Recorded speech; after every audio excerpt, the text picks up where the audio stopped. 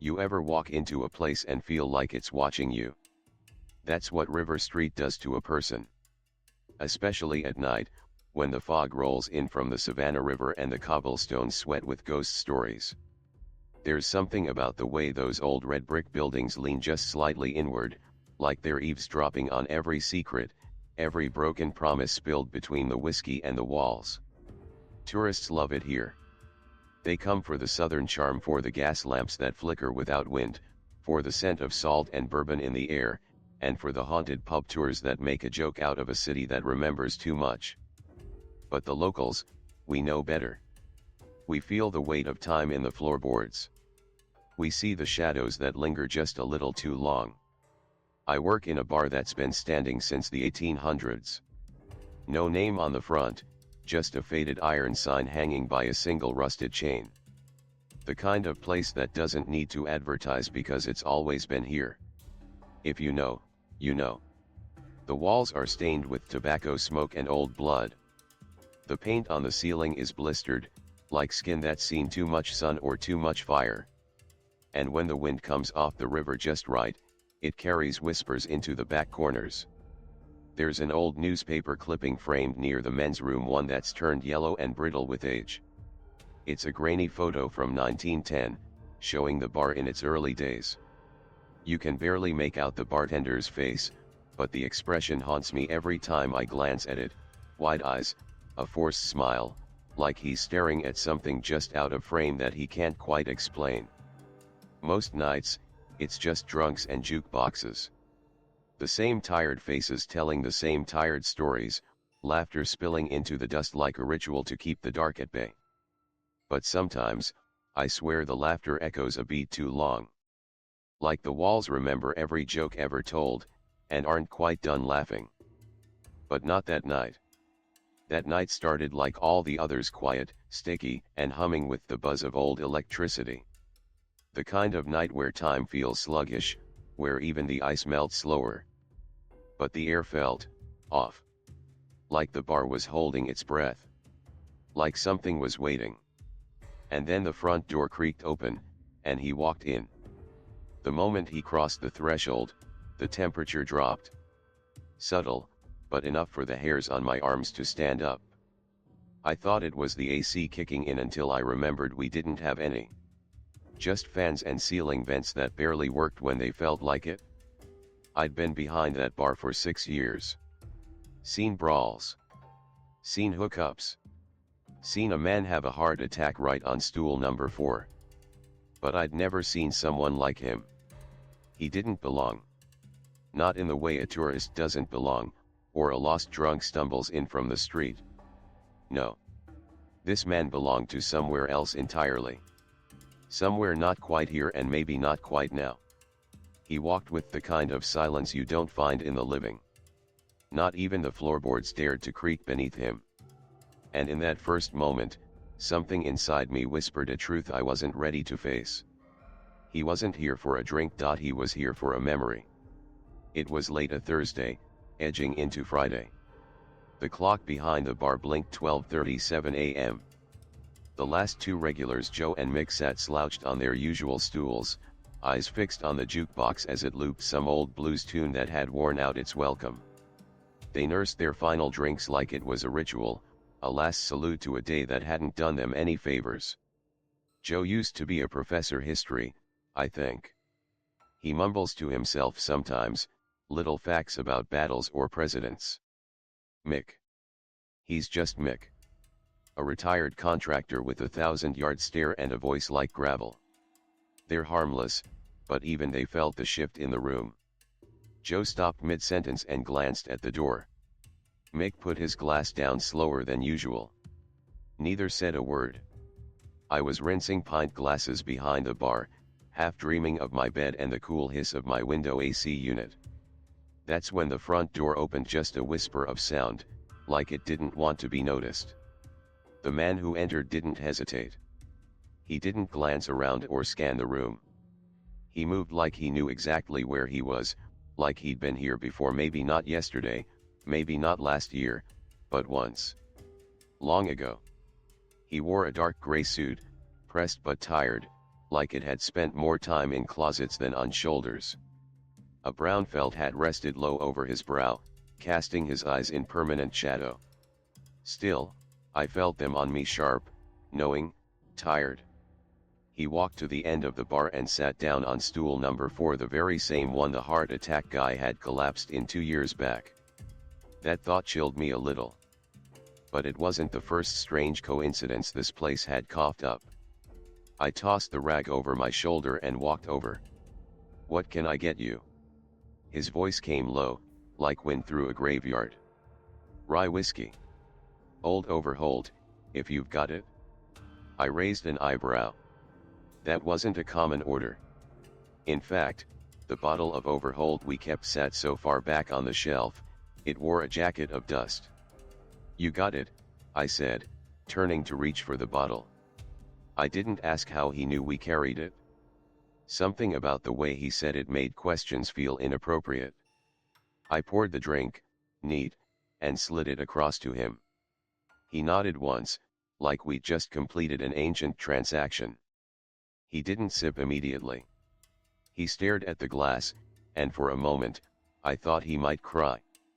But then he picked it up, hands trembling ever so slightly, and took a small sip. He closed his eyes. Maybe it was satisfaction. Maybe it was sorrow. "Long night?" I asked. He didn't answer.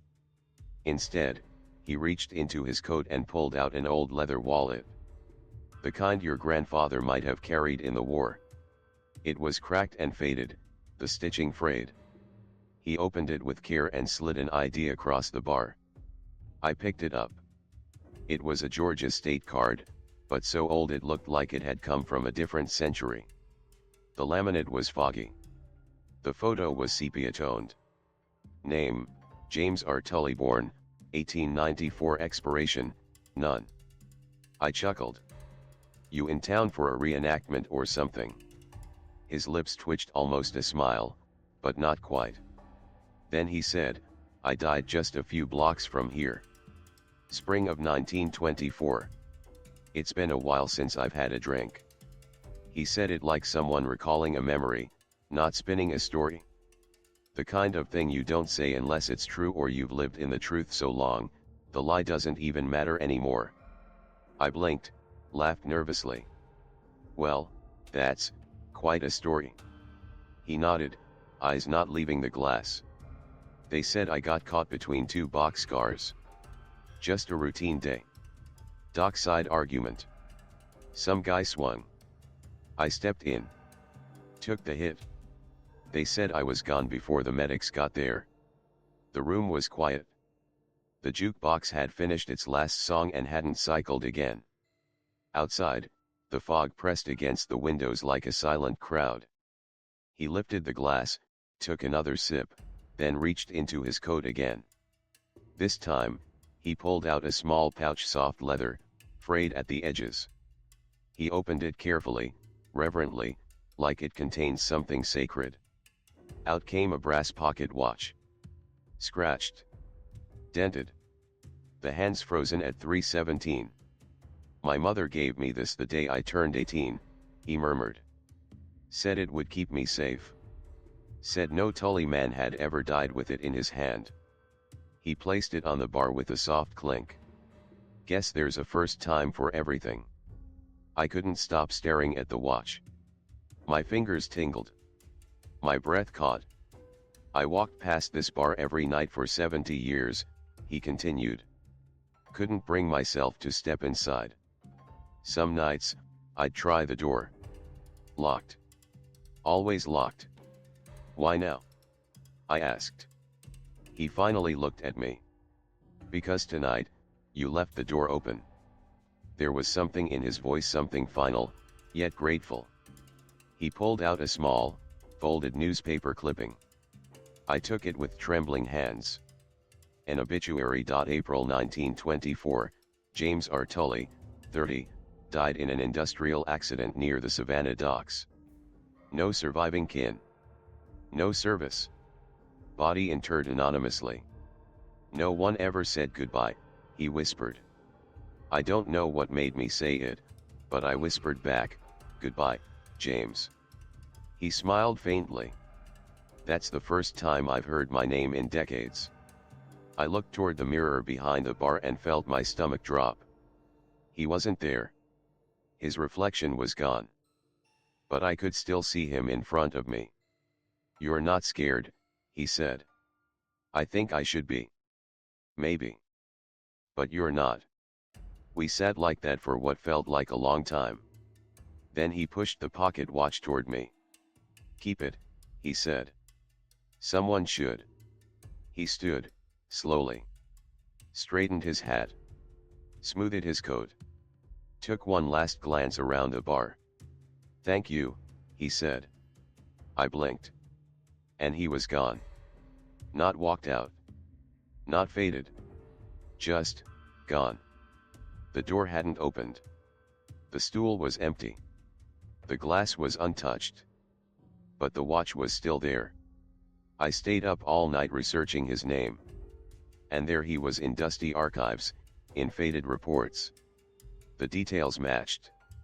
James R. Tully. No funeral. No marker. 2 days later, I visited the city cemetery. Found the plot. C-94. Unmarked. I brought flowers. I said his name again. Told him he mattered. That night, when I returned to the bar, the watch was gone. In its place, a folded piece of paper with one word written in perfect cursive. "Thanks. It's been a year." I don't tell this story often. People wouldn't believe me. But I started keeping a journal. I write down the names of the quiet ones. The drifters. The ones who order something strange and leave no footprints. And sometimes, when the fog creeps a little thicker, I leave the door unlocked for just a minute. In case someone's still waiting to say goodbye. The desert here doesn't rush. It waits. Slowly, patiently, it swallows everything in its path. The sand creeps in like a tide, slipping under doors, through windows, making it feel like the world is dissolving just out of sight. It doesn't need to hurry, because it knows, eventually, everything will return to it. That's how I felt about the little bar outside El Paso. It was as much a part of the landscape as the wind-blown sand and the endless horizon. The neon sign flickered half-heartedly, barely cutting through the thick blanket of dust. The building, old and tired, had been here long before me, and I knew it would stand long after I was gone. A tiny speck of life in a vast wasteland. I worked the Friday night shift, just enough to pay the bills, not enough to feel like I was really living. Most nights were routine, a few regulars, a handful of drifters, and a stack of empty stools that seemed to echo every little sound.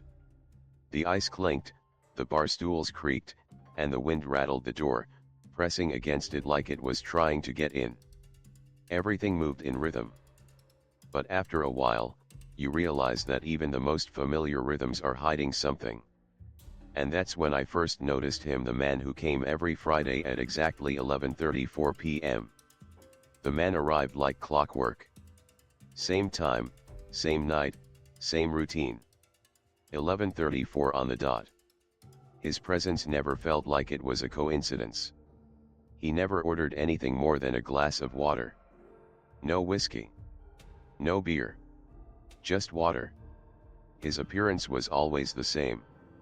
A gray jacket, an old hat, pants pressed with a crease so sharp it could cut glass. His clothes didn't seem to age, like they were preserved in time. There was something about him that didn't fit, something off. As though he had been frozen in time. He would sit at the farthest end of the bar, always alone. His hands trembled just slightly as he picked up the glass. And then, without a word, he would disappear. Vanishing. No sound. No footsteps. Just, gone. I would blink, turn around for a moment, and when I looked back, he was gone. The glass remained, a small puddle of water left behind. But the man? He was never there when I looked again. I tried to convince myself it was a trick of the light, the fatigue of the long shifts. Maybe he was just an ordinary customer who happened to leave at the same time each week. But the parking lot was always empty. No car. No trace. Only the faint hum of the jukebox. It was a quiet Friday evening when I decided to pay more attention. 11:34 arrived, just like every other week, but this time I didn't look away. I watched the door, focused on the clock, waiting for him to appear. And he did. But this time, it wasn't just his presence that was strange. It was everything. The door creaked open, but I didn't hear footsteps. No rustle of clothing. It was like he materialized out of the air. There he was, sitting at the same stool. The same glass of water before him. I stood there, staring at him. The air around me felt heavier, like the weight of the desert itself was pressing in. The temperature dropped, and I felt a chill sweep over me. I took a step forward, my heartbeat quickening, and I noticed something that made my blood run cold. The glass of water was already sweating, droplets of condensation forming, as though it had been there for far longer than a few minutes. My throat tightened, but I forced myself to move closer. The moment I touched the glass, it burned cold, deeper than ice. My hand jerked back. A sudden shock ran through my arm, as if something in the glass was pulling me in. I backed away, but the glass trembled in its own spot, and then, without warning, it tipped over, spilling water across the bar. The jukebox clicked on. A slow, eerie tune played, like something from another time, something I had never heard before. The sound filled the bar, even though the machine wasn't even on. I turned back to look at the man. He was gone. Just like that. The music kept playing, though the lights on the jukebox flickered out. I couldn't let go of what had happened. The more I thought about it, the more I realized there was something wrong. Something more than just a random occurrence. That's when I decided to dig deeper. I started researching. I combed through old newspapers, spoke to the locals, asking about the man, trying to find out who he was. But no one knew anything about him. The regulars at the bar didn't seem to notice anything unusual. To them, the man was just a part of the scenery. But then, I found a piece of history that changed everything. It was a news clipping from 1942. A short piece about a man named Arthur Calderon, a local who had disappeared after a nightly visit to the very same bar. The article mentioned that he had been seen asking for a glass of water, and then he was gone, never to be seen again. I stared at the photo in disbelief. It was the same man. The same coat. The same gray hat. Arthur Calderon had disappeared over 30 years ago, and now, here he was, every Friday, sitting at the bar, drinking his glass of water, and disappearing. The next week, I returned to the bar with a new sense of purpose. I knew now that I wasn't just dealing with a strange coincidence. I was part of something bigger. Something I didn't understand. And I wasn't sure if I wanted to. That Friday, at exactly 11:34, the man appeared. He looked up at me, and this time, he didn't just sit quietly. He motioned for me to come closer. His eyes were hollow, his face pale. He was different this time. His presence was more urgent. I walked over, my heart pounding. "What do you want from me?" I asked, trying to keep my voice steady.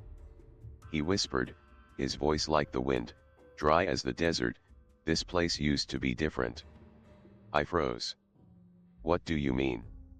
"I'm thirsty," he said, his lips barely moving. "But I can't drink." His words hit me like a blow to the chest. I didn't know how to respond, but I reached for the glass in front of him. As soon as my fingers touched it, a shock ran through me colder than anything I had ever felt. My hand jerked back, and the glass trembled on the bar, a single drop of water slipping down the side like a tear. He looked at me one last time. "Don't wait too long," he whispered, eyes dull and tired. And then, as if he had never been there at all, he faded into nothingness. I spent the next few days trying to make sense of everything. The article about Arthur Calderon. His repeated visits. The cold glass. The eerie music.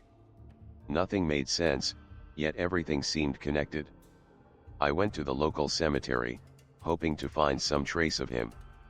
I had to know more about this man who was haunting me. It took hours of digging through old records, asking around, but eventually, I found it. There was no marker. No grave. But there was a small, weathered sign that read C94. And when I looked closer, I knew it was him. Arthur Calderon had died, but his body was never found. His soul, however, hadn't left. I stood there for a long time, saying his name aloud, hoping he would hear me. The wind began to pick up, and I swear, in the distance, I could hear the faintest echo of the song from the jukebox. The same haunting melody. Then, as if summoned, Arthur Calderon appeared before me alive. But not. He looked at me with sadness in his eyes, and for the first time, I saw him clearly. "I'm finally free," he whispered. And then, just like that, he was gone.